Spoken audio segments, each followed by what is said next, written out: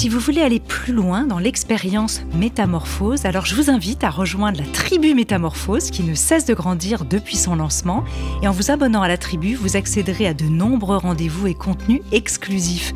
Vous pourrez ainsi rencontrer en direct certains de nos invités, échanger tous les mois autour des épisodes du podcast ou découvrir les coulisses de Métamorphose. Et en plus, votre abonnement contribuera à notre indépendance. Alors pour rejoindre la tribu, rendez-vous dès maintenant à l'adresse patreon.com/métamorphose.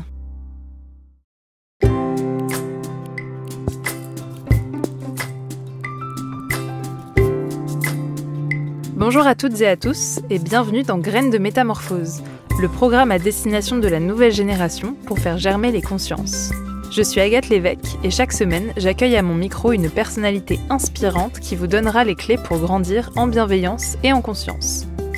Graines de Métamorphose, le podcast qui fait germer la conscience. À la fin des années 60, la loi Neuwirth légalise la pilule contraceptive.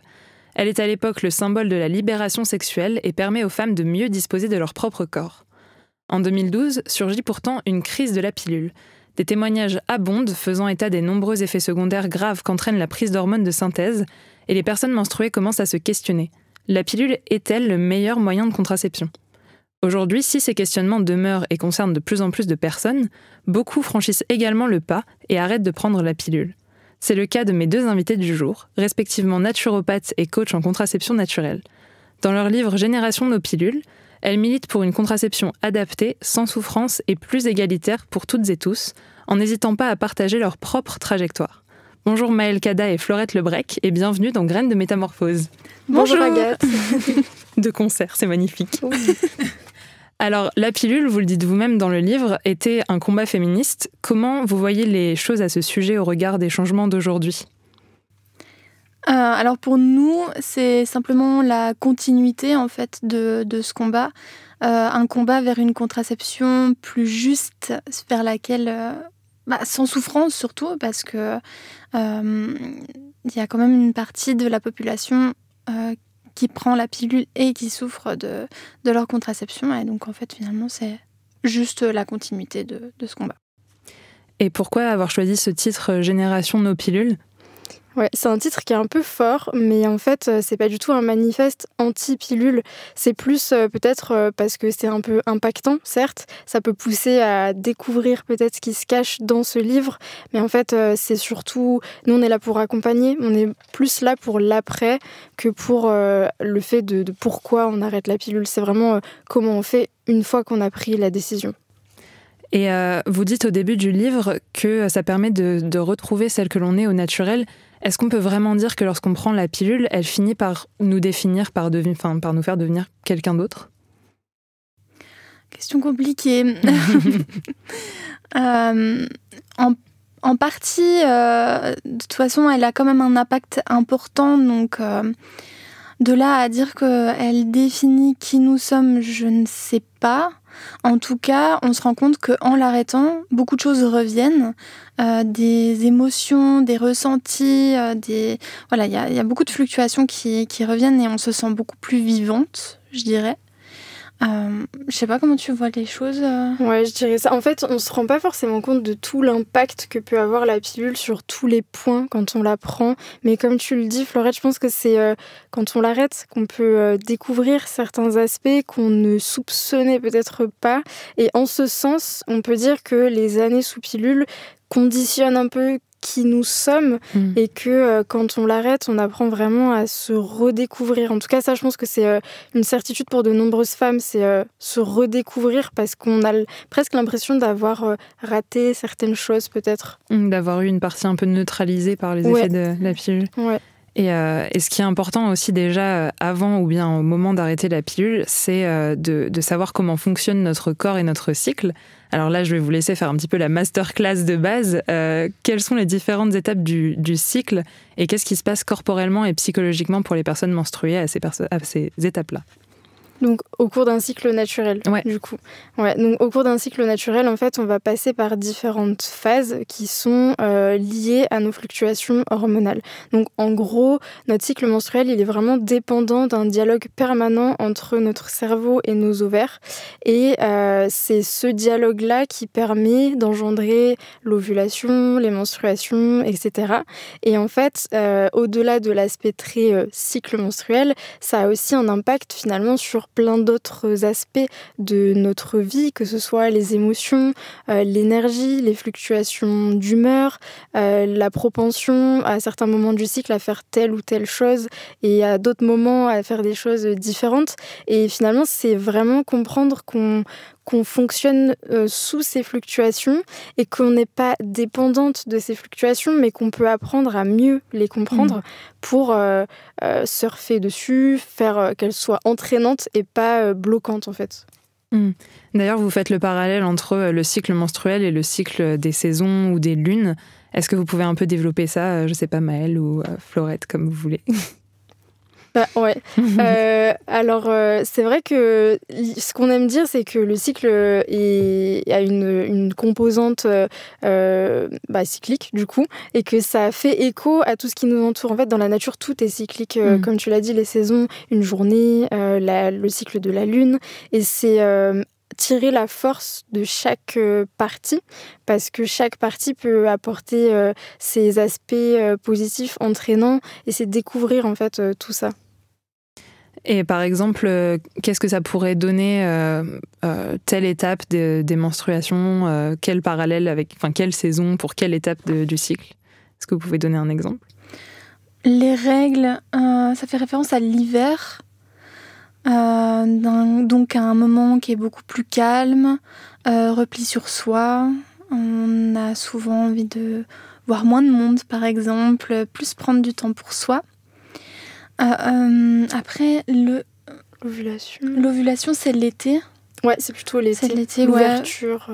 Ouais, on peut voir avec l'analogie avec une fleur aussi. Ça peut être intéressant justement de voir comment elle évolue tout au long des saisons. Finalement, pour le cycle, c'est la même chose. Donc, l'étape de l'ovulation, donc d'éclosion. Le moment où on va peut-être être beaucoup plus ouvert vers les autres, beaucoup plus motivé, beaucoup plus d'énergie, beaucoup plus d'entrain. Ça peut être l'énergie de l'ovulation. Après, je mets des peut-être pour une très bonne raison, c'est que chaque femme finalement évolue et vit son cycle d'une certaine façon. Il y a des femmes pour qui le début de la phase, par exemple, la phase folliculaire, donc juste après les règles, est une phase vraiment justement avec plus de motivation, d'envie, etc.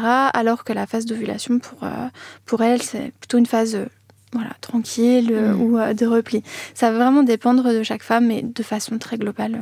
Voilà un peu comment on peut dire les choses. T'as raison de le rappeler parce que c'est hyper important. Effectivement, il n'y a pas de règle unique qui s'applique à chaque femme. Et quelles sont du coup les différentes raisons d'arrêter la pilule? Vous, par exemple, pourquoi et comment vous avez arrêté la pilule? Si vous pouvez faire votre mini trajectoire chacune. C'est intéressant parce que du coup, on a des histoires qui sont différentes justement sur cet arrêt. Moi, ça a été vraiment une réflexion de plusieurs années. Je suis tombée malade, j'ai eu la maladie de Crohn. Ce qui m'a fait poser beaucoup de questions sur ma santé. Et la pilule a été un questionnement. J'ai mis vraiment longtemps avant de l'arrêter parce que j'avais des peurs que j'arrivais pas forcément à expliquer. Et moi, ça a été vraiment d'un point de vue purement, on va dire, santé, la raison en tout cas pour laquelle je l'ai arrêté, quoi. Et toi, Maëlle? Alors moi ça a plutôt été, pour rebondir justement sur ce qu'on disait avant, c'est l'envie de retrouver ou de connaître simplement cet aspect très cyclique et de comprendre comment ça pouvait influencer ma vie. C'est après des lectures de livres anglophones en fait sur le sujet, donc notamment Lune rouge de Miranda Gray, qui m'ont permis de prendre conscience de ça et d'avoir envie de le vivre moi-même. Ça a été ma plus grosse raison. Et vous avez vu, avec les témoignages, des retours d'histoires, d'autres raisons d'arrêter? Des symptômes peut-être. Ouais, beaucoup de symptômes. Mais aussi, vraiment, en fait, la motivation liée au fait d'apprendre à se connaître, en fait. Vraiment, ça, c'est quand même quelque chose qui est relativement important. Et en fait, même si c'est pas toujours la raison principale, on sent que de façon sous-jacente, c'est forcément une composante quelque part aussi. À un moment donné, ça va être une question, quoi. Ouais. Et aussi, dans le livre, à un moment donné, vous parlez de la charge contraceptive, qui, j'imagine aussi, dans une certaine mesure, peut devenir une raison d'arrêter. Est-ce que vous pouvez expliquer un peu ce que c'est que la charge contraceptive ? Alors, je suis en train de chercher une définition. La charge contraceptive, ça serait le fait que les femmes ont sur leurs épaules, de nouveau, une nouvelle charge qui leur incombe, qui est donc de penser à leur contraception, alors même que le but d'une contraception, c'est donc de ne pas tomber enceinte. Pour ne pas tomber enceinte, pour tomber enceinte, il faut bien deux personnes. Donc le fait qu'une seule personne ait à sa charge la responsabilité de la contraception et que si jamais il y a grossesse non désirée, la culpabilité est encore plus intense, plus mise sur les épaules de la femme. Je dirais que c'est un peu une définition en tout cas. Oui, ça paraît pas mal, ça paraît assez clair. C'est bon. La définition est validée. Parfait.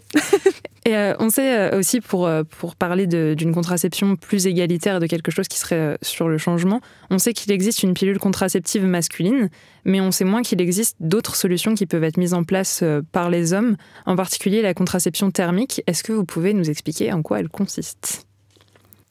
La contraception masculine thermique, en fait, c'est le fait, pour le résumer un petit peu, de partir du constat que les spermatozoïdes ne survivent pas au-delà d'une certaine température.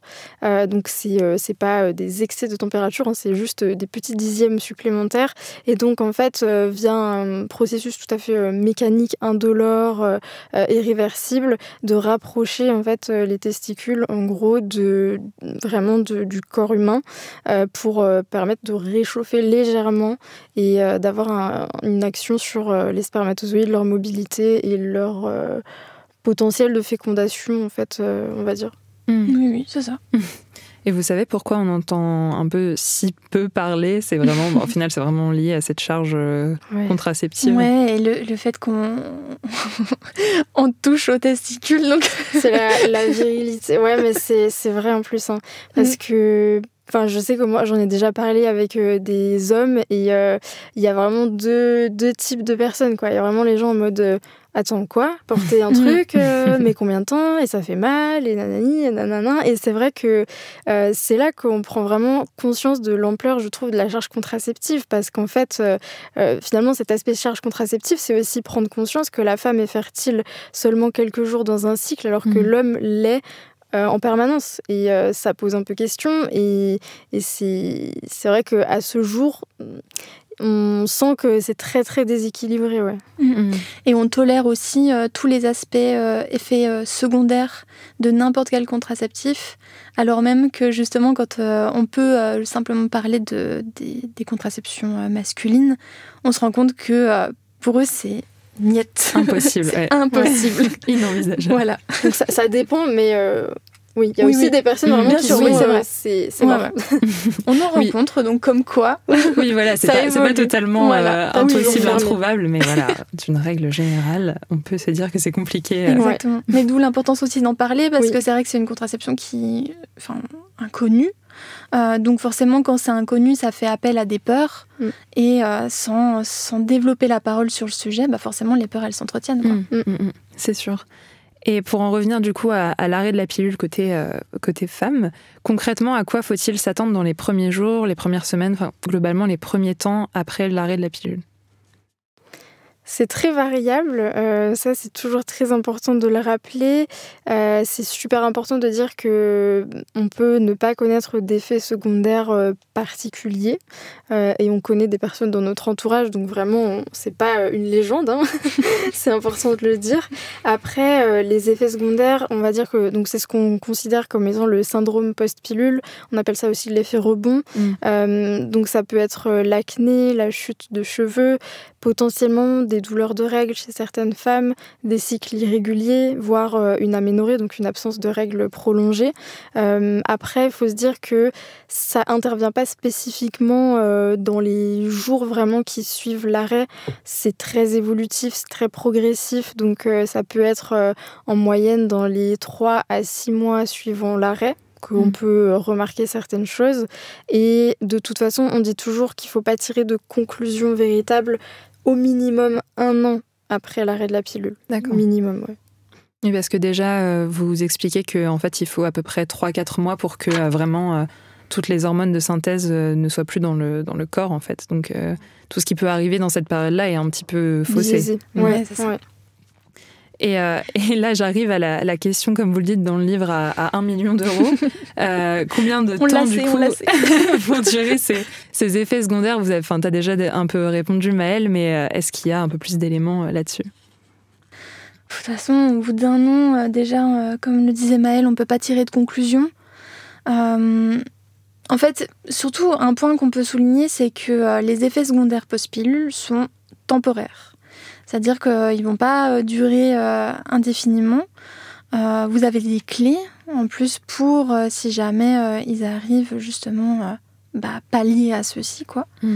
Ça, je pense que c'est le point le plus important.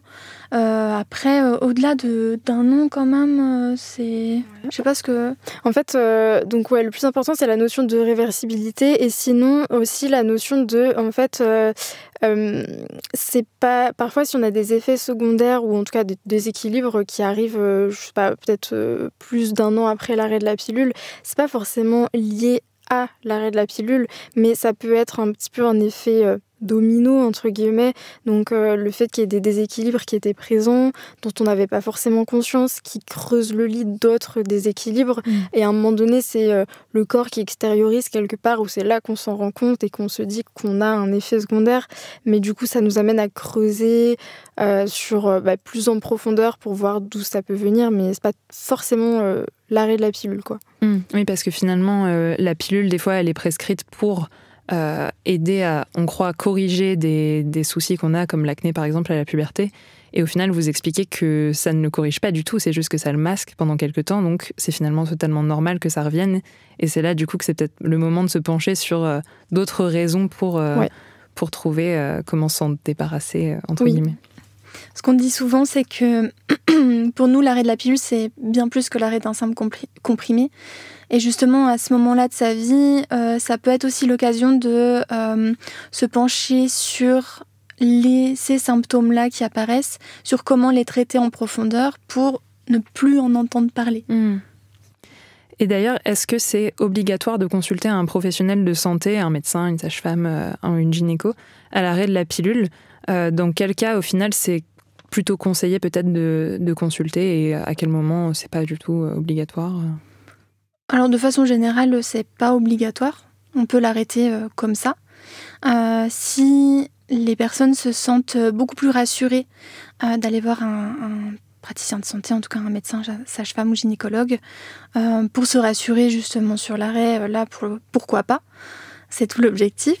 Après, si par exemple vous avez SOPK, endométriose, dans ce cas-là, c'est quand même préférable d'avoir, en tout cas, de savoir qu'il y a un appui au niveau de son accompagnement, en tout cas global. Après, si les symptômes durent plus de 4 mois, par exemple pour une aménorrhée typiquement, on peut consulter pour voir s'il n'y a pas un problème mécanique. Comme ça, déjà, on peut potentiellement voir qu'est-ce qui ne fonctionne pas, et ensuite on peut se rediriger vers d'autres praticiens, comme une naturopathe typiquement. Et voilà. Et l'aménorrhée étant, juste pour rappeler au cas où, pour des auditeurs qui ne connaîtraient pas, que c'est l'absence de règles au final. Prolongée, ouais. Et le SOPK, c'est le syndrome des ovaires polykystiques. Donc je ne sais pas si vous pouvez en parler, ne serait-ce que 30 secondes pour dire ce que c'est, au cas où, pareil, des personnes ne sauraient pas. Aujourd'hui, c'est une pathologie gynécologique qui est la plus répandue, qui est à l'origine des plus grosses causes d'infertilité chez la femme. Et en fait, ça n'est pas de l'infertilité, ça c'est super important de le dire, parce qu'il y a beaucoup d'amalgames dessus. Ça peut... en fait, c'est lié à de multiples follicules sur les ovaires qui grossissent et qui donnent un aspect multifolliculaire du coup. Et l'ovulation peut avoir plus de mal à se produire avec une régularité optimale. Voilà, donc après, c'est des choses sur lesquelles on peut travailler et la pilule ne guérit pas le SOPK. En revanche, il y a plusieurs types d'expression du SOPK et c'est comme pour l'endométriose. On peut pas dire arrêter la pilule va vous soulager ou prendre la pilule va vous soulager. C'est vraiment du cas par cas.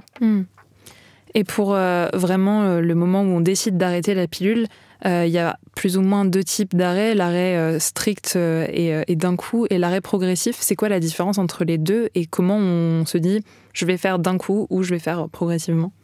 Alors ouais, l'arrêt net, du coup, c'est le fait d'arrêter soit en milieu de plaquette, soit à la fin. Donc on prend le comprimé, le dernier, et voilà. Et l'arrêt progressif, donc de 2 façons, c'est dans l'idée en fait de réduire progressivement la dose d'hormones de synthèse administrée, ingérée. Et soit on va couper les comprimés et on va en prendre que des parties, soit on va espacer les prises, donc un jour sur 2, un jour sur 3, etc. Et après sur est-ce que c'est mieux de faire un arrêt net ou un arrêt progressif ? Aujourd'hui, on est assez tranché sur le sujet, à savoir que on dit toujours qu'il ne faut pas associer l'arrêt progressif à une diminution des symptômes, des effets secondaires. Ça n'est pas l'amalgame qu'on peut faire et pourtant il est assez largement fait. En fait, ce qui a le plus d'impact sur le corps, c'est pas tant la façon dont on arrête la pilule, c'est surtout comment on va accompagner son corps. Si on veut faire l'arrêt progressif parce que psychologiquement parlant, on sent qu'on peut pas l'arrêter net, ok, mais c'est pas je vais faire l'arrêt progressif parce que j'aurai moins d'acné, en fait. C'est bien justement que tu me fais ma transition toute trouvée, puisque ma question suivante, c'était pourquoi l'équilibre psychologique est-il donc si important quand on fait le choix d'arrêter la pilule ? Il joue sur tellement de points, l'aspect psychologique, acné, douleur, peu importe. On en parle beaucoup en ce moment autour de l'acné, justement, parce que c'est un grand point, en fait, l'acné, que ce soit à l'arrêt de la pilule ou pas, d'ailleurs. Mais en fait, il y a vraiment un aspect psycho-émotionnel derrière qui est vraiment important et beaucoup trop mis de côté parce que pas palpable. Il y a pas on n'a pas l'impression de faire quelque chose quand on est en train de travailler justement sur soi et comment on se sent. Mais ça a un impact bien plus qu'on pourrait l'imaginer. C'est tellement important de travailler dessus. Et ça ne veut pas dire qu'on relègue ce type de symptômes à un rang de c'est dans votre tête, c'est pas la question. C'est plus de prendre conscience à quel point finalement nos pensées vont définir aussi la façon dont on va se comporter avec notre corps, l'image qu'on aura de nous et à quel point ça peut avoir un gros impact sur la guérison, si je puis dire, de certains symptômes tels que l'acné peut en faire partie. Ouais. Et quels seraient justement vos conseils pour un peu se mettre dans les meilleures conditions et s'auto-accompagner quelque part dans cette transition ? Alors, aussi dur que ça puisse paraître, justement, on va prendre l'exemple de l'acné, parce que ça concerne beaucoup de femmes. En fait, c'est de décentrer la problématique. L'acné, c'est quelque chose qui est visuel, qu'on voit, qu'on ne peut pas louper. C'est pour ça que c'est difficile à vivre, c'est douloureux. Ça fait appel à beaucoup de sentiments négatifs. On se décrit avec des mots très durs. Donc, on a envie d'agir directement dessus. Et en fait, il faut arriver à décentrer parce que finalement, l'acné n'est que la résultante de plusieurs déséquilibres potentiels en interne, mais aussi du coup tout ce qui est lié à la sphère psycho-émotionnelle. Et ne se concentrer que dessus ne nous permettra pas d'avancer réellement, en fait. Donc c'est déjà d'essayer de voir les choses sous un autre angle. Et ça, c'est dur. Donc il faut pas hésiter à se faire accompagner. Ça peut vraiment faire du bien à ce moment-là. Ça peut permettre en fait de trouver des clés qu'on ne trouverait pas soi-même. Ce qui, ou en tout cas d'avoir accès à une personne aussi qui nous comprend simplement. Des fois c'est très dur dans cette démarche-là, c'est juste de se sentir pleinement écouté en fait. Et au niveau physique, vous parlez de l'importance du foie. Vous dites même que c'est le Marie Kondo de l'organisme.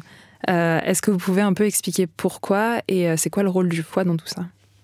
Le foie, c'est un peu la station d'épuration du corps. Et en fait, notamment à l'arrêt de la pilule, on peut faire face potentiellement à une forme de petite surcharge qui peut avoir un impact après au niveau de la peau, parce que le relais principal quand les organes d'élimination principaux sont surchargés, ça va être par la peau. Organe le plus vaste du corps qui sait faire le travail, mais sous la façon qu'on apprécie moins, du coup, avec l'acné par exemple. Et le but, en fait, ça va être d'accompagner le foie dans ce travail-là. On ne va pas chercher à rendre son travail plus intense, on ne va pas faire de détox, on ne va pas faire de drainage, parce qu'on ne cherche pas à accentuer la problématique. On va le soutenir en douceur, mais comme on le précise aussi dans le livre, le foie est aussi très dépendant de tout l'axe digestif, donc l'écosystème digestif, qui a aussi besoin d'être soutenu, renforcé en profondeur après plusieurs années de pilules. Et ça passe par quoi ? Alors ça peut passer par déjà le fait de bien structurer l'alimentation.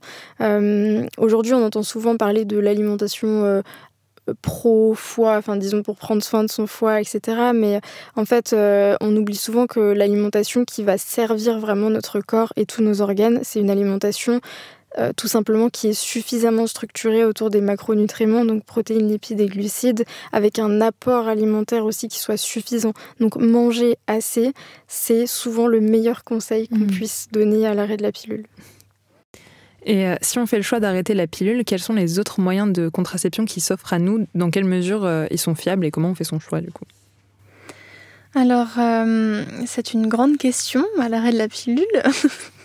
Dans les principales contraceptions, oui, je crois que je me trompe pas, hein, c'est bon. Je pense que c'est bon. On est bon. Alors, on a préservatif, qui est le grand oublié, celui justement qu'on aimerait oublier, mais qui fait son apparition à l'arrêt de la pilule. On a la symptothermie, qui est donc une contraception naturelle qui se base justement sur la façon dont fonctionne notre corps, comme a pu l'expliquer Maëlle au début du podcast, et sur l'analyse des symptômes. Principalement température, qui évolue tout au long du cycle, et la texture de la glaire, ce qu'on appelle aussi les pertes blanches. Donc ça fait partie avec des règles très précises, mais qui sont avec un apprentissage tout à fait on peut s'en sortir, exact, accessible. Donc on a ça. Ensuite on a le stérilet au cuivre, qui peut être une solution pour les femmes par exemple qui ne veulent pas penser à leur contraception, elles le mettent et elles n'ont plus à y penser. Ça peut être une solution.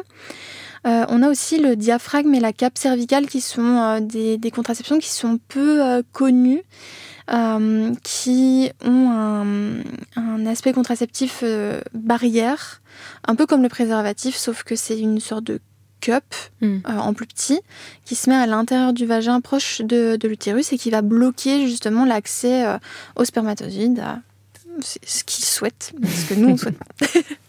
Il y a ça, il y a quoi d'autre ? Ça va être les principales non hormonales. Contraception barrière et puis les contraceptions naturelles, donc notamment la symptothermie. Oui, exact. Et préservatif masculin et féminin d'ailleurs, si jamais... je crois que c'est tout. Hein. Oui, en tout cas, qu'on a à l'esprit. Féminine aussi, parce que c'est vrai qu'on pourrait reparler des contraceptions masculines, et là, contraception masculine thermique, du coup. Je crois qu'on a fait le tour. Oui, au final, ça fait quand même quelques choix qui s'offrent à nous, quoi. Donc c'est déjà important de le savoir. Voilà, après, tout ne convient pas à tout le monde, il faut tester. C'est ça qu'on dit justement pour répondre à ta question de comment faire le choix, il faut tester. Si vous avez testé il y a plusieurs années, par exemple, je sais pas, le préservatif et que ça ne vous a pas convenu, il est possible qu'à aujourd'hui, ça puisse vous convenir. Il y a tellement de sortes et de types de préservatifs, je donne cet exemple-là, mais ça peut être sur d'autres, que ça... Voilà, si vous le testez aujourd'hui, il est possible que ça puisse vous convenir. Voilà. En tout cas, il faut tester. Oui, ne pas avoir peur d'aller chercher d'autres solutions, parce que c'est vrai qu'au final, on a toujours entendu parler du préservatif ou de la pilule, un peu du stérilet, mais en fait, rien que le fait de le savoir et de se dire que ça peut être aussi une bonne autre solution, c'est déjà un très grand pas. Exactement. Une dernière question qui touche un peu plus à l'aspect naturopathie, puisque toi, Maëlle, tu es naturopathe. Vous en parlez un petit peu dans le livre, des plantes qui peuvent aider, accompagner lors du cycle menstruel et aussi après à l'arrêt de la pilule. Est-ce que vous pouvez nous donner 1 ou 2 exemples de plantes à avoir chez soi? Et pourquoi pas une petite recette de tisane aussi, parce que vous en donnez dans le livre. Alors le top 1, le top 1, ça veut rien dire. La première la plante, seule. c'est ça, la seule. Si je devais en conseiller qu'une sur une île déserte, ça serait l'ortie. Parce que c'est vraiment la plante la plus riche, vraiment par excellence, qui est très reminéralisante, qui est très nutritive, qui va vraiment... En fait, c'est vraiment ce côté breuvage pour... vraiment reminéraliser, redonner un peu de la force à l'organisme, par exemple après les règles, même autour de l'ovulation. Donc en post-pilule aussi, ça fait sens. C'est une plante qu'il faut laisser infuser très longtemps. Il faut des belles feuilles bien vertes et après on la met dans de l'eau. Quand on utilise les plantes aussi pour bénéficier des propriétés, il faut utiliser une certaine quantité. La moyenne, c'est 7 grammes de plantes pour 30 centilitres, pour un mug. Donc ça fait beaucoup, visuellement parlant, mais c'est comme ça qu'on utilise les plantes. Un sachet d'infusion, ça n'a rien d'autre que gustatif, en fait. Ça n'a pas de propriété particulière. Donc l'ortie, par exemple, on l'a fait infuser bien 20-25 minutes. On a une liqueur qui est très verte. C'est presque bleu-vert, c'est super beau. Et quand on la boit, en fait, on sent, c'est pas comme de l'eau, liquide comme de l'eau. Alors, ça paraît bizarre de dire ça, mais c'est soyeux, c'est suave. On sent que c'est un liquide qui est déjà un peu plus épais quelque part. Et c'est vraiment cette richesse minérale qui est super intéressante. Et ouais, donc après les règles, pendant les règles, avant tout le long du cycle, j'ai envie de dire, c'est vraiment une plante qui est super, super intéressante. Et tu peux la faire infuser seule ou après tu peux associer avec d'autres Ouais, d'autres alors plantes. on peut la faire infuser seule. On peut aussi additionner avec un peu de mauve, par exemple. La mauve, elle va avoir un côté assez mucilagineux quand elle rentre en contact de l'eau. Ça va faire presque comme une forme de gel. Ça vient un petit peu apaiser les muqueuses digestives. On peut mettre un petit peu de romarin, qui est une plante dépurative, mais très douce, donc ça donne un petit soutien au niveau du foie et elle se consomme aussi très bien, par exemple autour de l'ovulation ou même pendant les règles. Eh ben, à vos tisanes, du coup, pour prendre soin de soi. Merci Maëlle et merci Fleurette d'être venue dans Graines de Métamorphose pour nous ouvrir une réflexion globale sur la contraception. Je rappelle que votre livre Génération de nos pilules est paru aux éditions Larousse. On peut aussi retrouver tous vos conseils sur votre site mavieaprès.com avec ma-vie-après et sur votre Instagram @_mavieaprès. Merci et à très bientôt. Merci. Merci d'avoir écouté cet épisode. S'il vous a plu, n'hésitez pas à aller vous abonner directement au podcast sur votre plateforme d'écoute préférée. Il vous suffit de taper Graines de Métamorphose dans la barre de recherche pour le retrouver. Vous pouvez aussi nous suivre et découvrir les actualités du podcast sur notre Instagram @Graines de Métamorphose. On se retrouve la semaine prochaine, même jour, même heure. Et en attendant, c'est Anne et ses invités qui vont vous nourrir avec des épisodes de Métamorphose, le podcast qui éveille la conscience. Graines de Métamorphose, le podcast qui fait germer la conscience.